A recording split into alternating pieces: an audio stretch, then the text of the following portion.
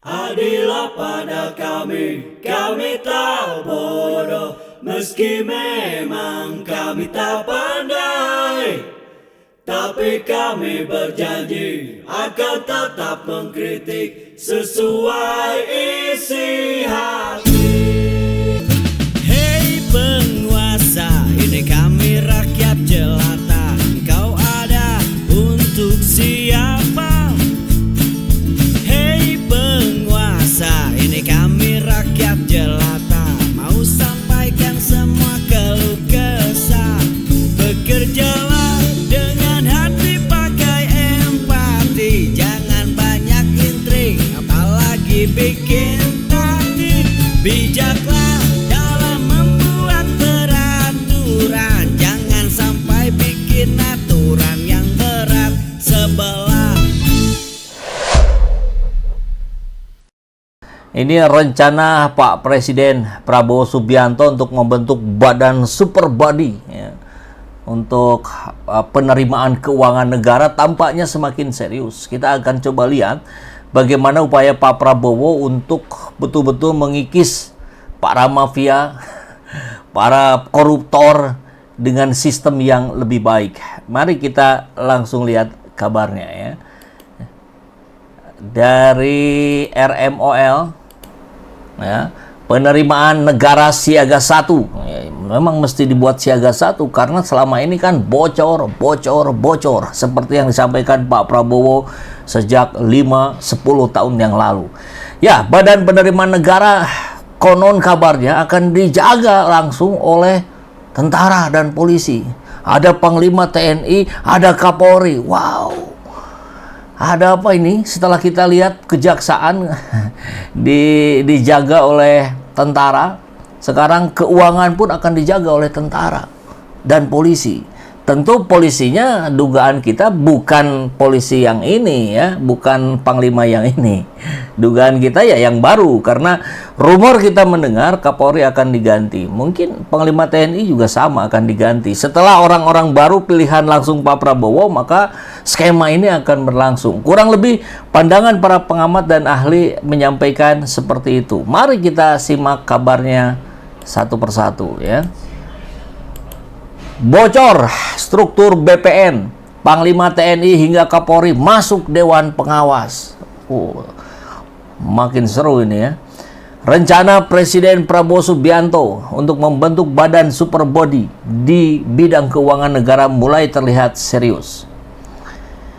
Bocoran badan baru bernama Badan Penerimaan Negara atau Badan Otorita Penerimaan Negara atau BOPN dikabarkan telah disiapkan dengan struktur organisasi yang langsung berada di bawah kendali Presiden. Informasi ini terungkap dari paparan mantan Dewan Pakar Tim Kampanye Nasional Bidang Perpajakan Edi Slamet Irianto dalam forum diskusi ISNU Forum on Investment, Trade and Global Affairs Rabu 11 Juni yang lalu. Mengutip file paparan tersebut, badan baru ini akan dipimpin seorang menteri negara atau kepala BPN yang bertanggung jawab langsung kepada Presiden.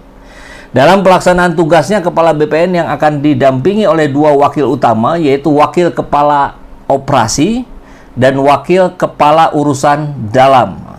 Lembaga ini nantinya juga akan diawasi oleh Dewan Pengawas yang terdiri dari para pejabat tinggi negara secara ex officio seperti Panglima TNI, Kapolri, hingga Menko Perekonomian. Selain itu terdapat pula 4 anggota independen dari luar pemerintahan. Berikut rancangan struktur organisasi BPN atau BPON ini. Dewan Pengawas ada Menko Perekonomian, Panglima TNI, Kapolri, Jaksa Agung, Kepala PPATK, dan 4 orang independen. Pimpinan dan struktur ini ke inti Menteri Negara atau Kepala BOPN, Wakil Kepala Operasi BOPN, Wakil Kepala Urusan Dalam, Inspektorat Utama Badan, Sekretaris Utama Badan, Deputi. Oh, ini udah sangat detail ya. Jadi ya kurang lebih kita bisa melihat ini skema seperti skema sebuah kementerian ya. Luar biasa. Menurut Edi, struktur ini dirancang untuk mempercepat agenda reformasi penerimaan negara, terutama dalam 100 hari kerja Menteri Kepala BPN.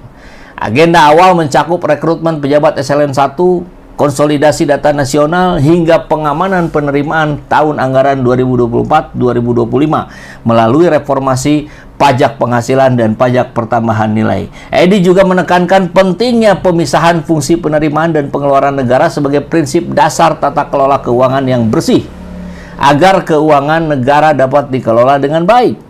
Ya, penerimaan negara harus diselamatkan dari ketergantungan pada utang. Tanpa reformasi, kita tak akan mampu membiayai program strategis seperti makan siang gratis, penguatan sektor pangan. Ia pun menyebut bahwa fungsi penerimaan hanya mencatat, menyetorkan, dan melaporkan dana tanpa terlibat dalam pengambilan keputusan belanja negara.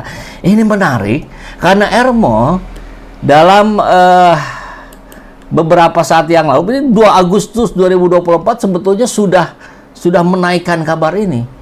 Kan sudah ditulis ada 3 kandidat kepala BPN, Badan Penerimaan Negara. Ya, jadi hari ini tampak serius, meski dari tahun lalu ini sudah gencar. Ermo sudah menaikkan ini. Pembentukan Badan Penerimaan Negara serius dibahas pemerintah. BPN nantinya akan memisahkan Direktorat Jenderal Pajak maupun Direktorat Jenderal Bea Cukai dari Kementerian Keuangan. Dilepas tuh ya. Badan baru yang diusung Presiden terpilih Prabowo ini bahkan sudah masuk dalam dokumen rancangan awal kerja. Ini langsung ada calonnya sudah muncul. Pertama, mantan Kepala Badan Pelaksana Pengelola Keuangan Haji Anggito Abimanyu. Kedua, Guru Besar Politik Hukum Pajak Uni Sula Edi Slamet Irianto, dan anggota Komisi 11 DPR Muhammad Misbahun. Nah, 3 orang ini sudah digadang-gadang. Maka tentu menarik kalau kita menyimak kabar ini, dan pastinya ya kita harus mencoba menganalisa, kita mencoba memberikan sudut pandang baru. Nah, kita lihat bocoran struktur BPN ini, ada tentara, ada polisi sebagai pengawas, ya, Panglima TNI. Maka kita akan coba melihat dalam konteks bagaimana harapan kita terhadap reformasi ini. Ketika negara mengumumkan pembentukan Badan Otorita Penerimaan Negara ini, ya, atau Badan Otorita Penerimaan Negara atau Badan Penerimaan Negara, kita dihadapkan pada 2 rasa, harapan dan kecurigaan. Di satu sisi kita bisa berkata, akhirnya reformasi penerimaan negara dijalankan secara serius. Dan begitu ya. Tapi di sisi lain suara lirih muncul.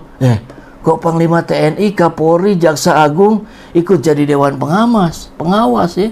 Ini badan fiskal atau Dewan Keamanan Nasional? Maka tak bisa disangka, memang kita butuh sistem baru. Penerimaan negara adalah pondasi dari setiap program ambisius. Makan siang gratis, industrialisasi pangan, bahkan mimpi energi nuklir. Jika uangnya bocor terus seperti hari ini, maka APBN akan seperti ember berlubang. Diberi dari pajak, bocornya ke mafia. Kan selama ini begitu. Maka masuklah BOPN sebagai solusi sistemik. Dipimpin oleh Menteri Negara, memiliki struktur vertikal yang merata di daerah hingga unit intelijen fiskal. Dan lembaga ini dirancang sebagai mesin kolektor negara yang modern dan galak. Dan mari kita akui, penjahat fiskal hari ini bukan hanya warga kampung yang telat bayar PBB, tapi korporat dan kartel internasional yang bermain di area-area hukum ini. Untuk itu tentu dibutuhkan pendekatan commanding presence, di mana kehadiran TNI, Polri, PPATK, Kejaksaan dalam Dewan Pengawas ini bisa dilihat sebagai sinyal keras kepada pengemplang pajak. Negara sedang serius, Bung. Negara sedang bersiap berubah dari tukang tagih pajak menjadi satpam kas negara. Tentu narasi kritisnya kita bisa lihat bahwa di balik cita-cita mulia ini ada wajah otoriter yang mengintip bagaimana niat baik reformasi penerimaan ini. Kita tidak bisa menghadapi resiko yang mengintai. Ya, ada militerisasi nih, militerisasi fiskal dan sentralisasi otoritas keuangan yang langsung ke presiden. Apa tidak cukup BUMN, BIN, dan kemitraan yang sudah beraroma sentral? Sekarang lembaga pemungut pajak pun akan diawasi oleh aparat berseragam. Apakah kita sedang membangun otorita fiskal yang transparan atau otorita fiskalitas nasional, di mana setiap uang yang Anda setorkan bisa saja diawasi bukan hanya oleh auditor tapi juga oleh intelijen dan jenderal. BOPN terlihat seperti gabungan antara DJP, KPK, dan Komando Gabungan Wilayah Pertahanan. Begitu. Lengkap dengan wakil kepala urusan dalam. Apa perlu nanti pakai korps dan pangkat?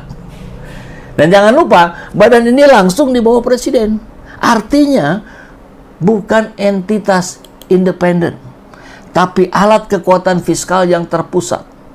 Kalau presiden hari ini baik, syukur alhamdulillah. Tapi kalau presiden berikutnya otoriter, apa?